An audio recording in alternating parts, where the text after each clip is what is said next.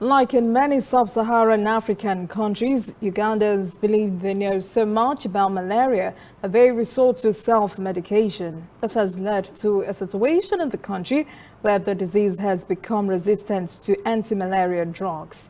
Correspondent Hilary Ayasiga reports.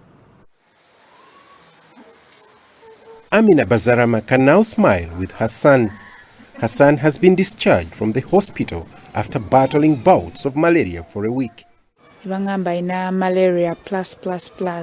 We've been struggling with malaria for a long time. Before we were admitted, we had visited several other hospitals, and the findings indicated that my child had high malaria and bacteria infection, but he was not getting better. Health workers say drug resistance in malaria treatment is now common. In about 30% of the patients we get, they come in with resistance already due to the numerous and various types they have used before coming to hospitals. A similar concern has also been highlighted in a recent Lancet report which showed that drug-resistant malaria is gaining a foothold in Africa. Ugandan health workers are now discouraging patients from self-medicating so as to reduce incidences of drug resistance. Self-medication is the biggest complicator of all treatments that we give.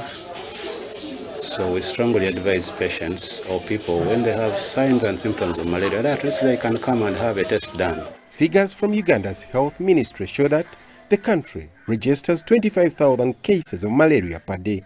Doctors here say they treat 20 patients daily suffering from malaria.